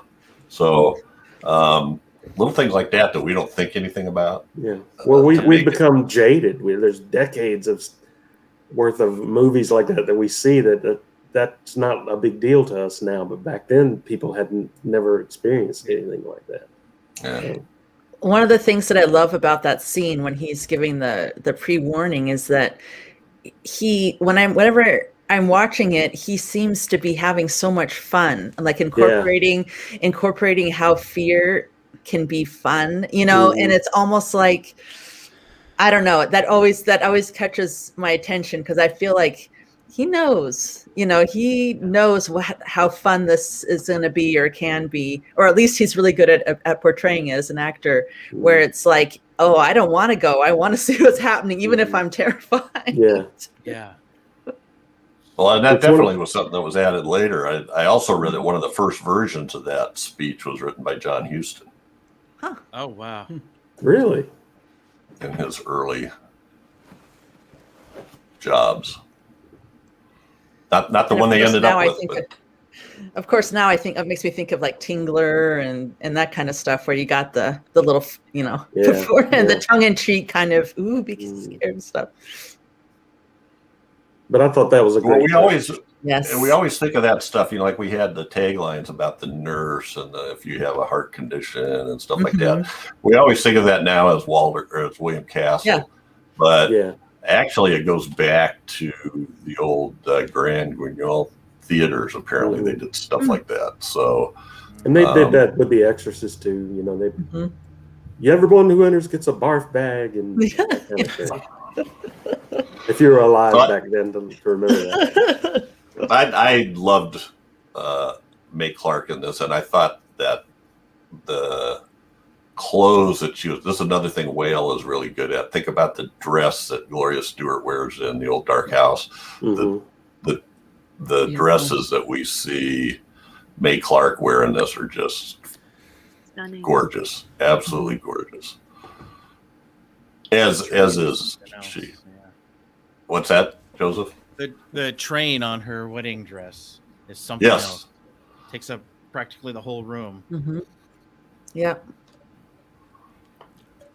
And the lace and some of the dresses that she's wearing. And when she goes to see Henry, she's wearing this beautiful suit, this beautiful tailored suit with this fur. I mean, it's just taste. You could see taste in those costumes.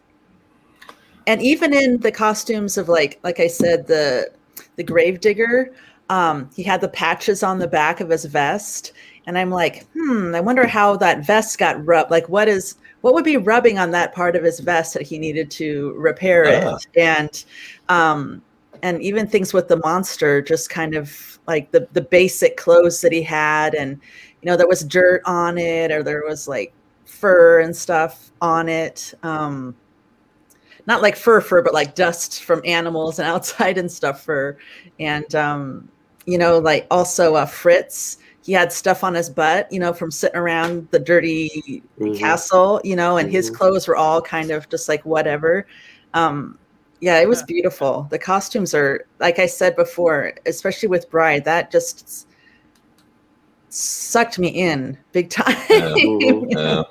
I mean, even though, especially with the wedding dress, even though it was white, it in design and everything, it's still very Gothic, especially to place it in such a film which has that style.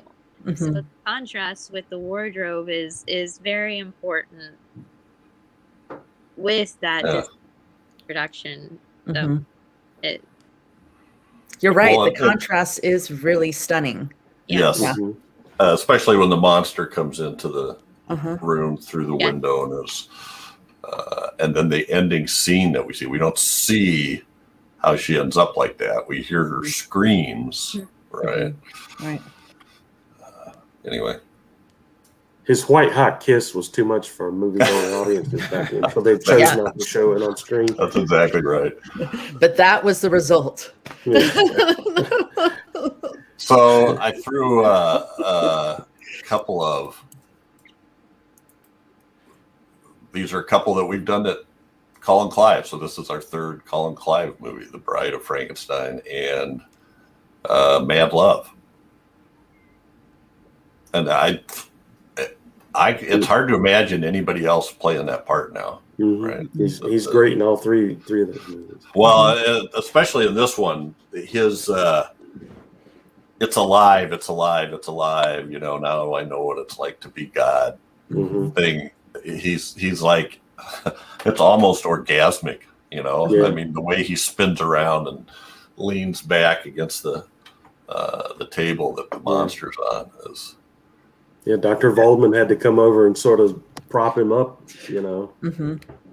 It's hard to imagine. It would be so easy to have that turn into a comic moment, I also bought how he kind of bounced around between being really determined and focused and irritated at any interruption to almost being like not caring, and then almost like a little hurt, like he was like a child, like like he's disappointed in his new toy. Yeah, exactly. And he's just like a kid, and he's just wandering around like he's the victim of this. Oh shucks, things didn't turn out the way I thought. Kind of moping around. And then his ego kicks in, where he's like, he's just bigger than life itself, and like, okay, I want you to come in. I want you to see what I'm doing, and then you'll see that I'm not crazy. Right. But then later on, he's pouting, kind of, and like it's all about him, having made this mistake that he has to pay. It's. Well, that's really good. He was really good. He just wanted it all to those. go away. Wanted it to go away, and wasn't willing to face up and take responsibility for what he did. He's literally at a locked door with his fiance and his old college professor on the other side during a storm, and he's like, "No, Yeah, Go away. don't come in. Yeah. You can't come in. I don't care how much it's storming. Yeah, Right. come Leave back me tomorrow. alone. Right. Yeah. But I totally believed the manicness of that, that he would do that. And then to turn around, you know, and act that other way. That, like, I think Whitney said something like entitled or something. It definitely was like him. Yeah. And I totally bought it, even though it was such a sharp change. It was like, of course, someone like that would be totally so ego, and this is me, and then, oh, this is me hurt, and I'm a failure, you know, kind of a thing. And I totally bought that.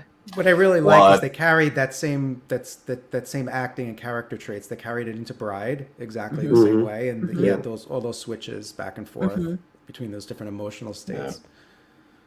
Yeah. It always made me ask the question, if I had created something like that, how would I really react to that? And how would I really? And to me, I would be so overwhelmed that this actually worked. I'd probably just break down into, you know, I don't know how I'd react. So I don't, even though his reaction was sort of, when, you know, woe is me, this didn't work out. How can, I don't know. How do you know how you would react to something like that? You wanted the accolades without the responsibility. Right. Yeah.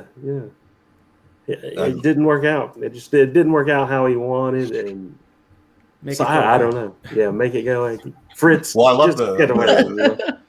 I love the line once they get in there where he says something like, "What a great scene!" Like it's like he's talking about a play.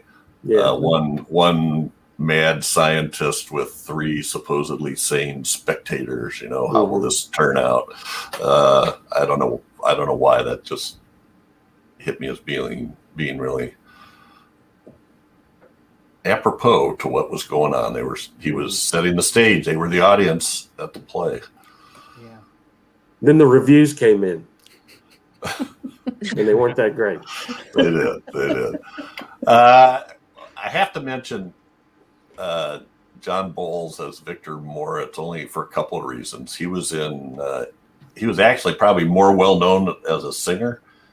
He was in 2 Shirley Temple movies with Curly Top and The Littlest Rebel. And then Stella Dallas with Barbara Stanwyck is the only other one I really recognize. But he's an interesting character because the way that it's obvious that he wants Elizabeth, and Elizabeth knows he wants her, and holds him off a little bit. There's a couple lines where that happens. But then even when Henry Frankenstein is going to look for the monster, he basically says, "You stay here and look after her." And the way he does it is we're talking about if anything happens to me, you know. I thought his relationship was very uncomfortable. Like it was I'm like, what is this guy? You know, it's clearly what this guy wants. It's clear. And Henry's too caught up in his work to see this. He's just ignorant to. He's in the friend zone. Yeah. I agree. But Henry does notice it because he does when he says that line to him about you stay and look after her before he leaves. To look for the monster, I think it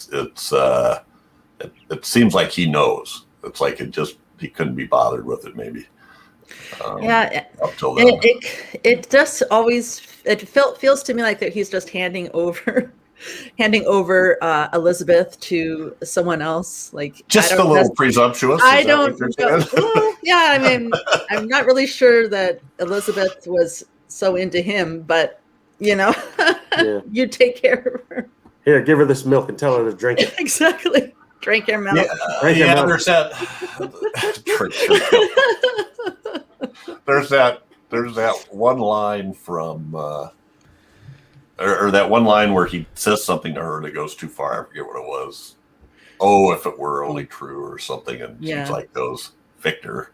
You know, kind of like we've talked about this. Exactly.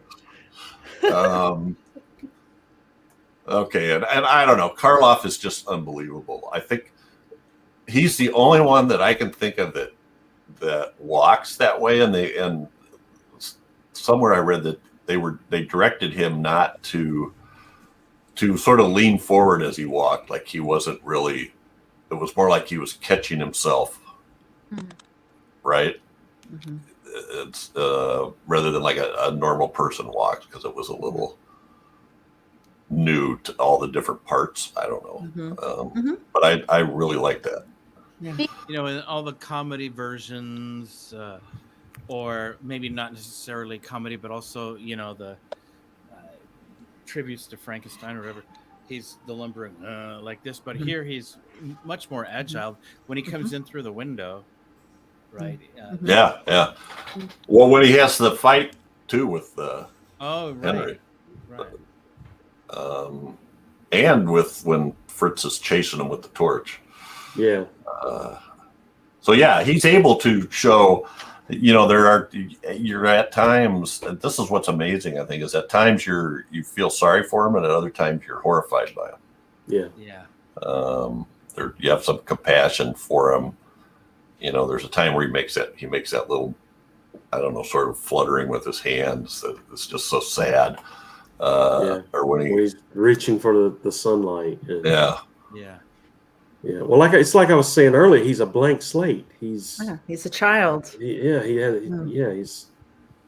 never know how a child's going to react in any situation. So that's kind of how I look at it anyway.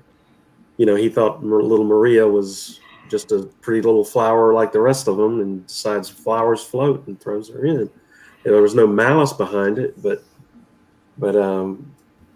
you know, a bad thing happened. And, I have to mention Frederick Carr as Baron Frankenstein. Talk about putting some humor into the thing. Great. He was hilarious. I just thought he was a nice touch. And he didn't start acting in movies till he was like 60, and this was I think he passed away a couple years after this was made. So he doesn't have much in terms of film credits, but he was perfect. He was. All right, I have to mention one of my favorites. I absolutely love Dwight Fry. I don't understand why he's not a bigger deal. Maybe, I don't know. So the top picture here is in the 1931 version of the Maltese Falcon, where he plays Wilmer, the character that Elijah Cook played in the 1941, kind of the gunny, the muscle. And then, of course, Renfield and Fritz, and then Carl in The Bride of Frankenstein. Yeah, he is great. He is so good. He just always seems like he's having such a good time. And then he's in all the other Frankenstein movies too, but a lot of times as just like a villager that has some lines. You know, sometimes we just miss them. So I loved him in here, and I thought he was one of the things that really added some sympathy for the monster, him and that torch. And then the really a horrific scene, probably especially even for the time, when they hear the screams, and I think it's Waldman and Frankenstein open the door, and you see the body hanging in there next to the monster. Anyway, I love Dwight Fry. I just love it. And it's too bad. I mean, he died when he was like 44 from a heart attack. And one last guy, Maria's father. I just started noticing he's in like everything. His name is Michael Mark, and he's in everything. And I won't say anything else, but just check it out. I mean, everything from The Black Cat, Mad Love, Son of Frankenstein, Tower of London, all the way up to Attack of the Puppet People, The Wasp Woman, and Return of the Fly. So, and he has a great scene where he carries his daughter into into town amidst the celebration, right? What a That always bothered me, that scene. Like, how did he know that she was murdered? He just found her in the water. right. Yeah. Right. Yeah. Well, and this is maybe a good time to bring this up. If we talk about the things that were censored, I think that's one of those things where the first time I saw this movie, they did not show the monster throwing her into the water. They kind of end with him running out of power flannels and flower petals, anything. He kind of looks around. But then you can see that he's freaking out about it. So he has a complex of emotions running through him. Yeah, and then when you see the father carrying her in, and she's just all muddy and limp, and then you're thinking, oh my God, what did he do to her? Now, as a kid, I just thought he'd beat her up or something, or but as an adult, you start to think maybe other things. I think it's hard for people to watch anything. It doesn't matter if it's early horror films or a drama. It doesn't matter. I mean, when you see something happening to a kid, that's when your mind just goes, what the hell is happening? I just see him. Why is this happening? And even seeing the monster do that to himself, that stirs something in your own inner core a little bit. Yeah. And I hate to say this, guys, but speaking of kids, I'm gonna have to go because I got my little monster nephews shortly. All right. Well, I don't have a lot more to say, except I just wanted to hit the censorship stuff. So if you need to go right now, Whitney. I hate to, but I gotta get ready so I can be with them. So I'm sorry. Well, that's okay. Sorry for going so long. This movie is so good. It is. Bye, Whitney. Well, have fun. Bye, Whit. Guys, have a good one. Enjoy it. So yeah, the main things that were cut after the original release are that now I know what it likes, how it feels to be a god. That line was cut, and then a sequence where Fritz and Frankenstein are wrestling. I think that was too much. It was a death cage match. And then again, throwing Maria into the lake. And then when Dr. Waldman is injecting the monster with a hypodermic. Oh, yeah. And then the sequence in which Fritz is killed. I thought that was the most horrific part of the whole movie, because it just shows to this abnormal brain that was, the criminal nature of the brain that was used, because to actually kill someone and then hang him, I think that was really shows the malice, the potential malice intent that this creature had. I hadn't ever thought of that, because I know when I was watching again last night, I did find it strange that he was hanging. Like, what did he do to him? What did he, how did he kill him? So that's interesting, because I tend to kind of, when I see this and his character, I tend to want to go to the, nature, nurture stuff. It doesn't have anything to do with his brain. He's still even though he has this criminal brain, he is, being treated poorly, and that's what's making him that way. But, you're right. I hadn't even thought about, if such a calculated thing was going on there, then he did have that dark side as well, potentially from the brain. Yeah, he pushed him over the edge because from all that tormenting, and just, I'm done with you. You're going to suffer. Yeah, but it was there already. Like you said, it just was activated or something. Yeah. Jeff, you mentioned the, wrestling around with that torch. This doesn't have anything to do with censorship, but I noticed that Frankenstein, or actually Clive, the actor, kind of falls on that torch, or falls, rattles it or something, and throws it out of the way. Wow, that's pretty dangerous. I noticed that too. That He was, kinda- Osho was not present that day. Yeah, yeah, he kind of kicked it away. It was very naturally done, you know. It was yeah. Yeah, when you That don't want was, to catch you know, on just- fire, you tend to kick Yeah. fire Yeah. away from it. It was an accident, but let's use it. Mhm. Footage right there. Well, it made it more realistic. Yeah. Well, and even as it original release, it was banned in Kansas on the grounds that it exhibited cruelty intended to debase morals. Too late. And we saw it as kids, so there you go. That's Yeah. Those poor Kansas kids. They're Chad, All what are you right. doing in there? I'm getting my morals debased, Mom. well. I don't know Not if at that anybody's couch, still you're is still watching this. We've gone on, and I could talk a lot more about it, obviously. But we should wind this up. Has anybody got anything they'd like to say about this film that they haven't had a chance to say, or even some closing comments? if you haven't seen it before, wait no longer. It's much hard for me to believe shorter that than there's- this episode too.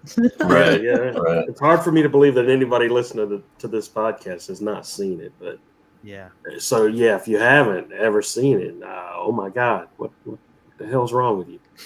Well, like I said earlier, with my first impressions section, I had not seen it in a long time, and I had forgotten parts, and so that was kind of fresh and new. Mhm. So it's always worth a revisit too. People are just afraid to get their morals debased. That's true. But this is Debased. this is debased. Yeah, this is a great film, a classic horror film. I mean, like you said earlier, Jeff, it's the granddaddy of the Universal horror movies, and it just sets the tone for all the ones coming after the Universal horror. And it's just, you can't say too many bad things about it, you know. Yeah, there's some breakdowns in logic, and I think what you mentioned, Michael, about him showing up and how does he know the girl was murdered. There's some other things, like apparently in the original treatments, the laboratory was in the windmill, so that sort of explained why the monster went back to the windmill, but that got moved to the castle. But you could still come up with a reason why he was going to higher ground or something, maybe while he's being chased. I don't know. But at any rate. Yeah, I mean, unless you're watching this with a critical eye, you're not going to pick up on, like, I was watching this for the first time really the other night, just watching this with a critical eye. And I never noticed like the wrinkled backdrop scenes with the sky and all that. That's something I just never picked up on. So unless you're looking for those things and that continuity errors, you're really not going to see them. If you're just looking at it for entertainment value and the historical significance of the film and just watching it for what it is, then those things are trivial. Yeah. Mm-hmm. What I love too is, well, whenever we do a film for this podcast, it really gets me to look at it in a totally different way. And I see so much more than what I have seen before in terms of, what I mentioned before about the human condition and how Whale depicts that. I'm sorry, Daphne. Oh, I was just going to say, speaking of the windmill, I forgot how gruesome that death. Oh, he doesn't die, but when the monster throws Frankenstein off and he just kind of hits the windmill blades, and I was like, oh, that's that's a good solid shot there. Anyway, when we talk about the windmill, that always surprises me. Yeah. It's like, there's no way he's still alive, but he is. Yes, and actually that was another one of those things that was added. That was and in fact, Colin Clive wasn't in that final scene where he's laying in bed and the Baron that's somebody else. Oh, really? He was okay. He was gone. He was gone already. Didn't notice. He was on the way to England. I didn't notice either until I read about it. So. And Colin, I was reading that Colin Clive, he died at like 37 or something because of alcoholism. It's Yeah. really sad. Yeah. I mean, he Yeah. was in these amazing movies, but you could see how he was a really good actor. It would have been nice to see stuff, and it's just sad. Yeah. Yeah. There was some, I saw some things about how you were never really sure If he was how he was going to be when he sober. showed up. Yeah. And not that he didn't do a good job acting, but that he spent a lot of time sleeping on the set or, whereas anyway, that neither here nor there. All right. Thanks for hanging in. Yeah. That's it for this episode, folks. We don't have any feedback this week because we went, I don't know why we took so long to do this one, other than I think we held off just because we didn't want to do the last. I think this is the only Universal horror we hadn't touched, except maybe Phantom of the Opera, if we count the 40s version of that. Anyway, this was a perfect time for the 100th episode. That's why we went so long. That's my excuse. Yeah. And because Michael talked so much, we couldn't. Yeah.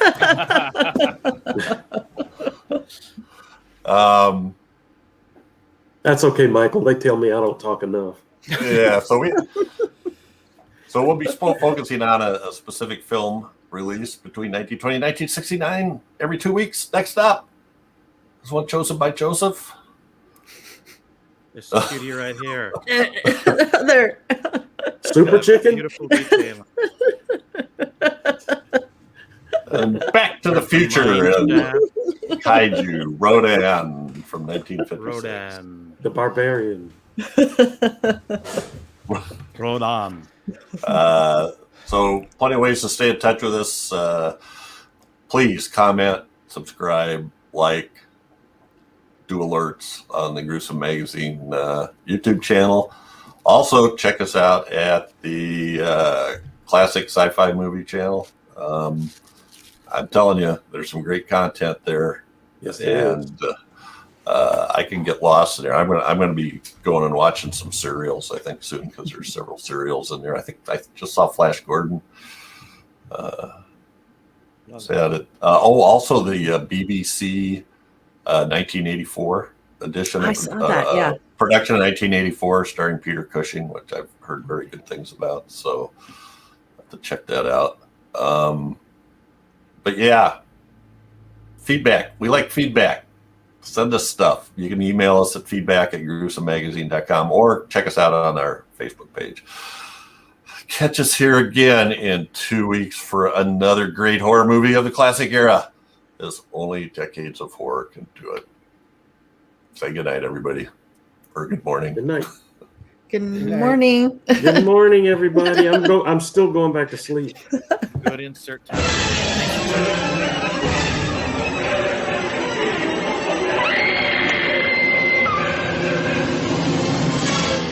Gruesome Magazine.